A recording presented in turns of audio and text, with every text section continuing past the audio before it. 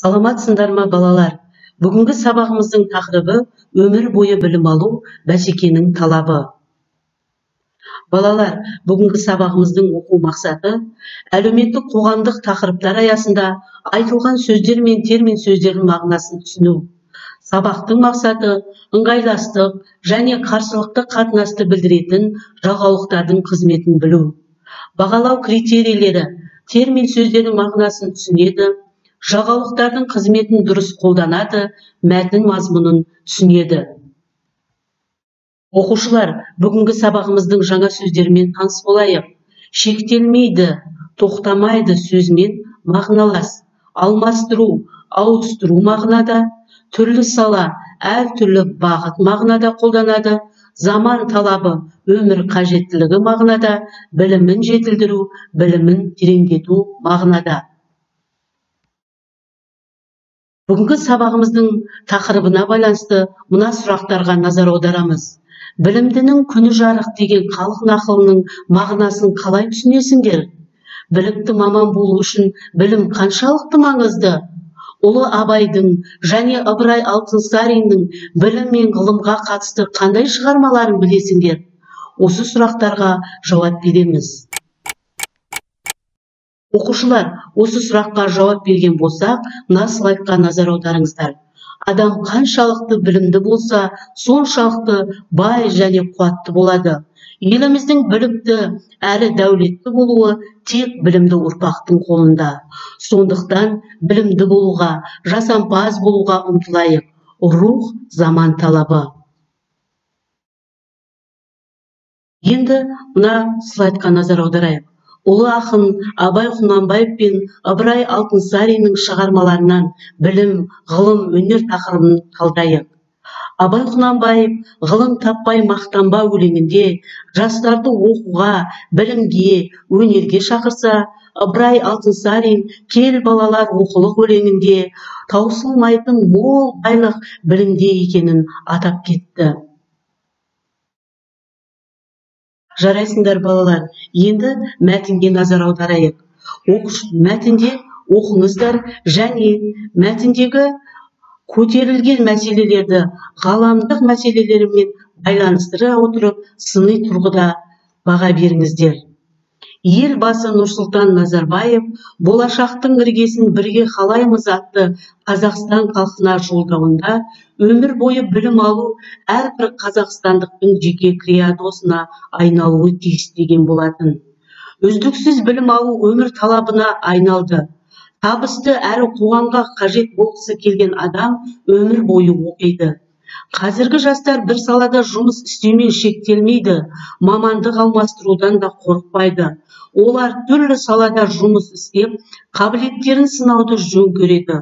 Бұл жастарға ғана тән емес, заман талабына сай үлкендер де қосымша курстарды аяқтап, басқа мамандықтар бойынша жұмыс істеп жүр. Дегенмен, дипломның саны емес, білімнің сапасы үлкен рөл атқарады. Олай болса, мамандық адамның қабілетін арттыруға бағытталуы керек. Білген адам білімді өмір бойы іздейді деп Ахмет Югенеки айтқандай, өмір бойы білім алып, білімді болу қоғамда өз орнын табудың кепілі. Білім ешқашан жойылмайтын инвестиция болғандықтан, оған салынған қаржы 10, тіпті 100 есе қайтады. Білім алудан жалықпау керек. Оқушылар, бұл мәтін сіздерге өте қызықты болды деп ойлаймын. Енді тапсырмаға назар аударамыз. Бірінші тапсырма: мәтіннен берілген сөздердің сәйкес мағыналарын табыңыз. Сөздер: талабына, үнемі, бітіріп, кәсіп. Ойланып жауап береміз.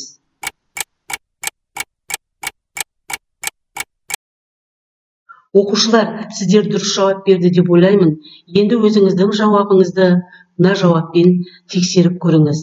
Талабына, қажеттілігіне сөзінің мағынасына тура келіп тұр. Үздіксіз, үнемі сөзімен мағыналас болып тұр. Бітіріп, аяқтап мағынада қолданып тұр. Мамандық, кәсіп мағынада қолданылып тұр. Бұл тапсырма сіздерге оңай болды деп ойлаймын. Енді балалар, бүгінгі сабағымыздың басты мақсатына назар аударамыз. Жалғаулық шылау сөз бен сөзді, сөйлем мен сөйлемді салыстыра байланыстырады. Жалғаулық шылаулар жалғаулықтар деп те аталады. Олар мен, бен, пен, да, де, та, те, не болмаса, яки, немесе, я, және, әрі, біресе, бірақ, алайда, әйтпесе, әйткенмен, дегенмен, сонда да, әлде, өйткені, себебі, сондықтан, сол себепті, тағы да басқа. Жалғаулықтар бірыңғай мүшелердің немесе салалас құрмаластың сыңарларын әртүрлі мағыналық қатынаста байланыстырады. Бірінші, ыңғайластық қатынасты білдіретін жалғаулықтар мен, бен, пен, менен, бенен, пенен, да, де, та, те, және, һәм, әрі. Мысалы, Алима ойыншығын алып ойнады да орнына жинап қойды. Екінші, қарсылықты қатынасты білдіретін жалғаулықтар бірақ, алайда, дегенмен, әйтпесе, әйткенмен, сонда да. Мысалы, асыл сабағын оқып болды, алайда оқулықтарын әлі жинастырған жоқ. Оқушылар, бірінші, ыңғайластық қатынаста білдірген жалғаулықта екінші сөйлемді бір-бірімен салаластыра байланыстырып тұр. Екінші мысалда, қарсылықты мағынада қатынаста білдірген жалғаулық алайда мағынасы жай сөйлемдерді бір-біріне қарама-қарсы екі сөйлемді байланыстырып тұр. Бұл сіздерге түсінікті болды деп ойлаймын. Тапсырмаға назар аударамыз. Үшінші тапсырма. Берілген сөйлемдерді ыңғайластық қатынасты білдіретін жалғаулықтарды қолданып салалас құрмалас сөйлемдер құрыңыз. Бірінші, қазіргі жастар бір салада жұмыс істеумен шектелмейді, мамандық алмастырудан да қорықпайды. Олар түрлі салада жұмыс істеп, қабілеттерін сынауды жөн көреді. Екінші сөйлем, адамның өз орнын табуда дипломның саны емес, білімнің сапасы үлкен рөл атқарады. Олай болса, мамандық адамның қабілетін арттыруға бағытталуы керек. Оқушылар, осы сөйлемдерден ыңғайластық қатынасты білдіретін салалас құрмалас сөйлемдер құрыңыздар. Ойланып жауап береміз. Сіздердің жауаптарыңыз дұрыс болды деп ойлаймын. Келесі тапсырма, 5-ші тапсырма.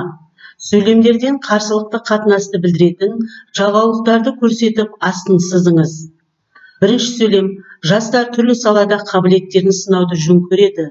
Алайда бұл жастарға ғана тән емес, заман талабына сай үлкендер де басқа мамандықтар бойынша жұмыс істеп жүр. Екінші сөйлем, білген адам білімді өмір бойы іздейді деп Ахмет Югенеки айтқандай, өмір бойы білім алып білімді болу қоғамда өз орнын табудың кепілі.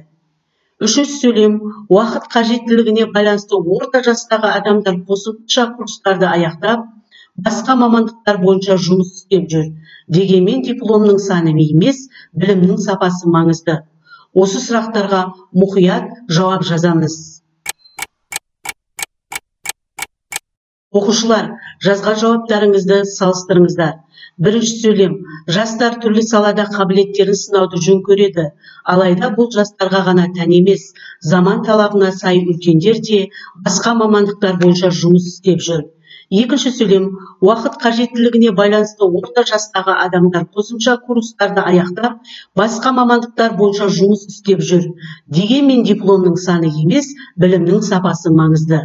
Осылай орындады деп ойлаймын. Оқушылар, бүгінгі сабағымыздың бекіту сұрақтарына назар аударыңыздар. Өмір бойы білім алу әрбір қазақстандықтың жеке кредосына айналуы тиіс. Тұңғыш елбасы ұстанымының қаншалықты маңызы бар? Осы сұраққа жауап берейікші. Жарайсыңдар. Тұңғыш елбасының тікелей бастамасымен білім және ғылым саласына арналған мемлекеттік бағдарламалар мен жолдаулар еліміздің білім жүйесінің көкжиегін кеңейтті. Қазіргі таңда білім алудың жаңа мүмкіндіктері туды. Балалар, бүгінгі сабағымыз осымен аяқталды. Сау болыңыздар.